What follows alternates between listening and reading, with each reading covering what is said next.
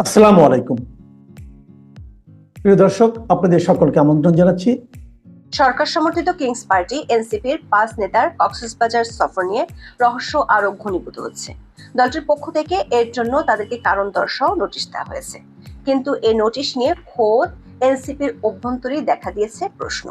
অনেকে বলছেন, এ ধরনের লোক দেখানো নোটিশ দিয়ে এনসিপি কি প্রমাণ করতে চাইলো, নাকি গত মার্চে সেনাপ্রধানের সাথে হাসনাত আব্দুল্লাহ ও সার্জিস আলমের বৈঠকের মতো আরো একটি গোপন বৈঠকের জন্যই নেতারা দলকে না জানিয়ে ওইখানে গিয়েছিলেন। বিশেষ করে দলের একেবারে শীর্ষ 5 নেতা জুলাই আন্দোলনের বর্ষপূর্তির মতো গুরুত্বপূর্ণ দিনে কক্সবাজারে সমুদ্রের হাওয়া খেতে গিয়েছেন, সেটি মানতে পারছে না দলটির কেউই। উল্টো তারা কক্সবাজারে গিয়ে হোটেল পরিবর্তন করায় ওই 5 নেতার গোপন মিশন নিয়ে সন্দেহ আরো বাড়ছে।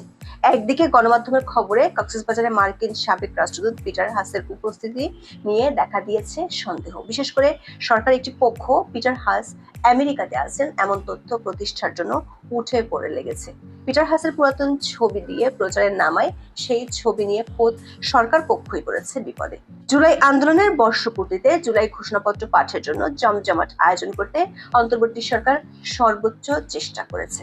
সরকার সমর্থিত কিংস পার্টির নেতাদের খুশি করতেই ছিল কোটি কোটি টাকার আয়োজন, কিন্তু সে আয়োজন শুরুর আগেই গণমাধ্যমের খবরে সয়লাভ এনসিপির 5 শীর্ষ নেতা কক্সবাজার গিয়েছেন। দলটির পক্ষ থেকেও দাবি করা হয়েছে তাদের এই সফর নিয়ে কেউই কিছু জানেন না। যখন দেশ জুড়ে সরকারি উদ্যোগে জুলাই আন্দোলনের প্রথম বর্ষপূর্তি পালিত হচ্ছে, ঠিক সেই দিনই এনসিপির 5 কেন্দ্রীয় নেতার হঠাৎ কক্সবাজারে যাওয়াকে কেন্দ্র করে নানান আলোচনা ও কৌতূহল সৃষ্টি হয়। এই আলোচনায় ঘি ঢেলে দেয় কয়েকটি গণমাধ্যমের খবর। গণমাধ্যমের খবরে আসে তারা কক্সবাজারে বিমানবন্দর থেকে যান ইনানির সিপার রিসোর্ট অ্যান্ড স্পা হোটেলে। গণমাধ্যমগুলোর খবরে বলা হয়, সেই হোটেলে আগে থেকে ছিলেন সাবেক মার্কিন রাষ্ট্রদূত পিটার হাস। গত সরকার আমল থেকে পিটার হাস রহস্যময় এক কূটনীতিক হিসেবে পরিচিত। গত বছর জুলাই আন্দোলন চলাকালে তিনি 22 জুলাই হঠাৎ করেই বাংলাদেশ ছেড়ে চলে যান। 27 সেপ্টেম্বর যুক্তরাষ্ট্রের পররাষ্ট্র মন্ত্রণালয় থেকে অবসর নেন। এরপর যুক্তরাষ্ট্রের 150 বছরের আইন ভঙ্গ করে 30 সেপ্টেম্বর পিটার হাস যোগ দেন যুক্তরাষ্ট্রের বেসরকারি জ্বালানি প্রতিষ্ঠান অ্যাক্সিলারেট এনার্জিতে। ফিরে আসেন বাংলাদেশে। বিগত আওয়ামী লীগ সরকারের করা অভিযোগ ছিল পিটার হাস সরকার পরিবর্তনের ষড়যন্ত্রে যুক্ত ছিল। এমনকি ভারত সরকারও পিটার হাসের বিরুদ্ধে আমেরিকার কাছে নালিশ করেছিল। পিটার হাসের সাথে হাসনাত আব্দুল্লাহ, সার্জিস আলম, নাসিরুদ্দিন পাটোয়ারি, তাসনিম জারা এবং খালেদ সাইফুল্লাহর বৈঠক হতে পারে এমন খবর রটিয়ে পড়ার পর বিব্রতকর অবস্থায় পড়ে যায় এনসিপি। এই 5 নেতা দাবি করেন তারা ব্যক্তিগত ভ্রমণে কক্সবাজারে গিয়েছেন, কারোর সাথে বৈঠকের খবরটি ভিত্তিহীন। কিন্তু দলের পক্ষ থেকে যখন দাবি করা হয় তাদের এই সফর নিয়ে দলের কেউ কিছুই জানে না, তখন বিব্রতকর পরিস্থিতি তৈরি হয়। বিশেষ করে এমন একটি দিনে গিয়েছেন যখন তাদের থাকার কথা ছিল কক্সবাজারের নয়, মানিক মিয়া এভিনিউতে। সিপাল হোটেল সূত্রে জানা গেছে, আগে থেকে ওই হোটেলে এনসিপি নেতারা কোনো রুম বুক করেনি। যাওয়ার পর যখন জানতে পারে তাদের নিয়ে খবরে সয়লাভ হয়ে গেছে, তখন রুম বুক করা হয়। আবার তাদের ফিরে আসার কথা ছিল 5 আগস্ট বিকাল 3টার ফ্লাইটে। ক্লান্তি কাটাতে কেউ কয়েক ঘন্টার জন্য কক্সবাজার যাবে কি, তাও আবার দলের জন্য গুরুত্বপূর্ণ একটি দিনে। এনসিপির কয়েকজন নেতা বলেছেন, তাদের এমন আকস্মিক সফর যেভাবে মিডিয়াতে ভাইরাল হয়েছে সেটা নিয়ে পুরো দল বিব্রতকর পরিস্থিতিতে পড়ে গেছে। দলের মধ্যে এ নিয়ে প্রশ্ন ওঠায় অনেকটা বাধ্য হয়ে হাসনাত সার্জিস সহ ওই শীর্ষ 5 নেতাকে কারণ দর্শানোর নোটিশ দেওয়া হয়েছে। 6 আগস্ট এনসিপির যুগ্ম সদস্য সচিব সালিউদ্দিন সিপাত স্বাক্ষরিত পৃথক বিজ্ঞপ্তিতে এই নোটিশ দেওয়া হয়। নোটিশে 5 আগস্টের রাষ্ট্রীয় গুরুত্বপূর্ণ দিনে এই 5 নেতার ব্যক্তিগত সফরে কক্সবাজারে যাওয়ার বিষয়টি উল্লেখ করে বলা হয়, এই সফর সংক্রান্ত কোনো তথ্য বা ব্যাখ্যা রাজনৈতিক পর্ষদ বা সংশ্লিষ্ট ব্যক্তিকে আগে থেকে অবগত করা হয়নি। আগামী 24 ঘন্টার মধ্যে এসব নেতাকে এই সফরের সিদ্ধান্তের কারণ প্রেক্ষাপট সম্পর্কে দলের আহ্বায়ক নাহিদ ইসলাম ও সদস্য সচিব আক্তার হোসেনের সামনে সশরীরে উপস্থিত হয়ে লিখিত ব্যাখ্যা দিতে বলা হয় ওই নোটিশে। অবশ্য দলটির একাধিক নেতা মনে করেন এই শোকজ নোটিশ নিতান্তই লোক দেখানো। এর আগে কমপক্ষে 5 জন নেতার বিরুদ্ধে শোকজ নোটিশ দেওয়া হলেও ওইসব নোটিশ এবং নোটিশের জবাব হিমাগারেই পড়ে আছে। দর্শক, গত 11 মার্চ হাসনাত আব্দুল্লাহ এবং সার্জিস আলম ক্যান্টনমেন্টে সেনাপ্রধান জেনারেল ওয়াকারুজ্জামানের সাথে বৈঠক করেছেন। ওই বৈঠকের পর হাসনাত আব্দুল্লাহ সেনাপ্রধান এবং সেনাবাহিনীর বিরুদ্ধে অবমাননাকর পোস্ট দেন নিজের ফেসবুক ওয়ালে। এটি নিয়ে দলের ভেতরে এবং সারা দেশে ব্যাপক হইচই পড়ে যায়। দলটির কয়েকজন নেতা মনে করেন এনসিপির শীর্ষ নেতারা প্রায়ই এ ধরনের গোপন মিটিং করেন।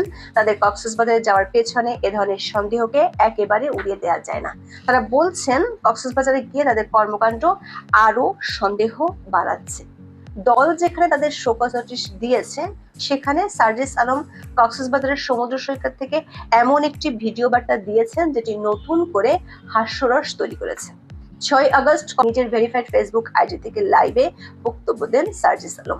লাইভে সার্জিস বলেন, এনসিপির পক্ষ থেকে যে 24 দফা ইশতেহার দেওয়া হয়েছে তার 21 নম্বর দফায় জলবায়ু সহিষ্ণুতা, নদী ও সমুদ্র রক্ষার কথা বলা হয়েছে।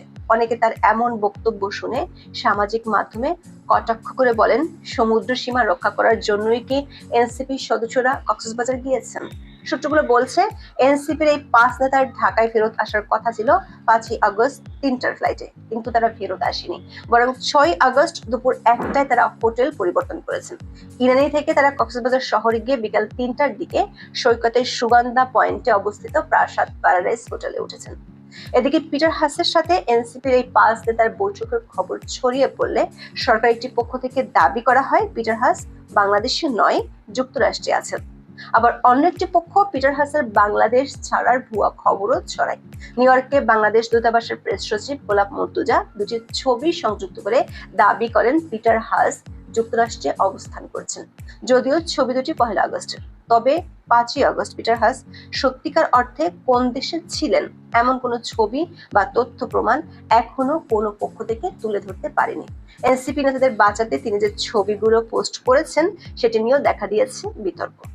ছবিগুলো তোলা হয়েছে 100 বছরের পুরানো ওয়াশিংটন ডিসির US chamber of commerce building এর ছাদে।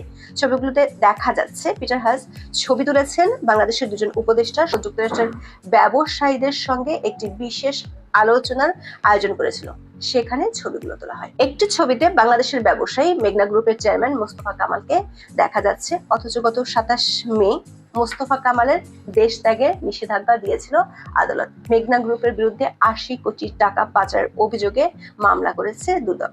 এনবিআর এর আছে একাধিক অভিযোগ। প্রশ্ন উঠেছে, যার দেশ ত্যাগের নিষেধাজ্ঞা আছে তাকে সাথে নিয়ে সরকারের 2 উপদেষ্টা কিভাবে ছবি তোলেন? এটি কি সংবিধান ও আইনের লঙ্ঘন নয়? প্রশ্ন উঠেছে, পিটার হাসকে বাঁচাতে গিয়ে বাংলাদেশের নিউ ইয়র্ক দূতাবাসের কর্মকর্তা উল্টো সরকারের উপদেষ্টাদের বিপদে ফেলে দিলেন না তো? দর্শক, এখনো পর্যন্ত পিটার হাস বা তার প্রতিষ্ঠান এক্সেলেটর এনার্জি থেকে এ নিয়ে কোনো বক্তব্য পাওয়া যায়নি। অনেকে মনে করছেন এ নীরবতা সন্দেহ আরো বাড়িয়ে দিচ্ছে।